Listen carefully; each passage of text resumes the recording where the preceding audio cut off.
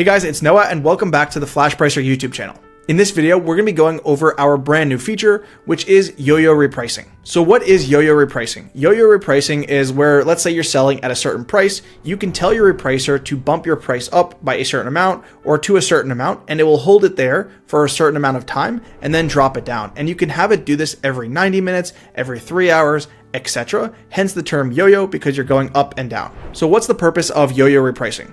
Well, with yo-yo repricing, you can potentially get the same amount of sales or even more sales, but you can make more money per sale because you're selling at a higher price. At $100, you're comfortably winning the buy box. However, as we all know, the buy box is regional on both Amazon and Walmart. So while you might be winning the buy box at $100 everywhere, there might be an area where you would still win the buy box even at $110. So if you create a strategy where you tell Flashpricer to bump your price up to, let's say, $110 or $115 and to just test it for 5 minutes every 3 hours, it will set your price to $110, hold it for 5 minutes, and then drop it back down.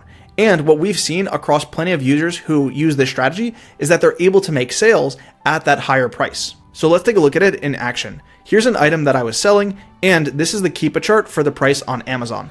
The item was selling comfortably at $22, and then of course you have the price tankers who come in and they lowered it down to $18. So after that seller fell off, you'll see that the price increased and then it was stable at around $20, and then all of a sudden someone dropped it back down to $18. Now instead of just keeping my price at $18 and matching the buy box, instead I started to use a yo-yo repricing strategy where you'll see every so often I had Flashpricer actually bump up my price to see if I could continue to win the buy box. So here you'll see that the price was at 18 and I had Flashpricer bump up my price about 20% and I was still winning the buy box well over $20. Now the price did go back down and Flashpricer had to adjust my price, but throughout the next day or so, I was actually getting sales at a higher price, which is allowing me to make more profit. Setting up yo-yo repricing within your strategy can really help on items that have faster velocity and where you can test out a higher price throughout the day to see if it does lead to increased sales or the same number in sales, but you're going to have an increased profit margin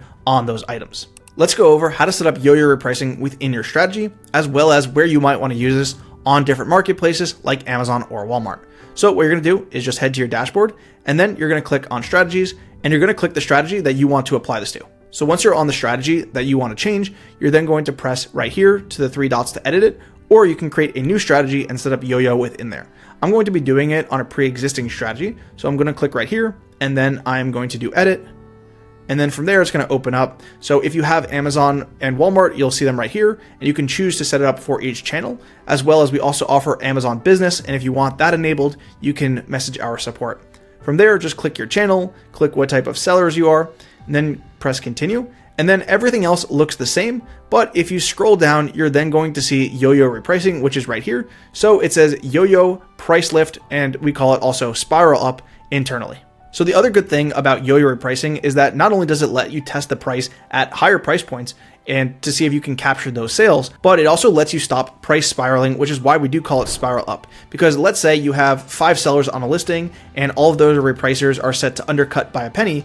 Well, if you have yo-yo repricing set up, then you're going to lift the price up, let's say to $20, or in our previous example, you would lift it up to 110. Well, then those repricers might go ahead and match you. So instead of starting at 100 and then undercutting each other by a penny, you actually reset the floor to $110, and then their repricers might start to erode by a penny here and there. But if you have yo-yo enabled, it's just going to reset it. So there's a lot of examples where you can use this to A, make more profit, or B, to go ahead and to stop spiraling, or you can use it in a lot of other examples that we've seen, but those are 2 of the most common ones. To set up your repricing, you're then going to go and just enable it by clicking yo-yo, and then you can choose your interval. So you can choose to do it every 60 minutes. Personally, I like to do it every 90. We've seen how people have success with 180, 360, etc.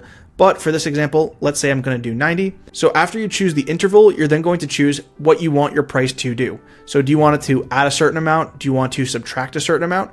Do you want to jump to the highest price from the last 30 days, 60, 90, etc.? Do you want to set to your min, your max? So there is a ton of functionality for you to choose here. Now you can choose to jump to your highest. Personally, what I like to do is I like to go ahead and add, and then I'll usually add either 10% or maybe I'll add $10. It really depends on the item's price. So by testing it and doing increments, you can really see where the break is. But if I increase over 15%, I don't get enough sales to make up for the increase in revenue. So you can definitely play around with it and see where the best break is for your products. Underneath that, the last functionality is you can choose how long you want to hold that price. So personally, I choose to usually hold around 5 or 10 minutes. And then if I see that I am getting more of those sales, I might choose to go ahead and to set my price at 15. Now, a lot of people think that if, let's say you're getting sales and you have this set to 30 or 45 minutes, then if you increase your price or you set your minimum to your current price, that you'll continue to get sales. The good thing about Yo-Yo is that you don't just have to go ahead and set your minimum and just say, keep it at that price. Instead, you can have your minimum a little bit under, but with Yo-Yo, you're resetting other repricers. Many other sellers that you're going to be competing with have their own repricers. They might even be Flashpricer users. But this way, you can go ahead and you can change the whole trajectory of the buy box landscape by increasing the price and potentially still getting sales there.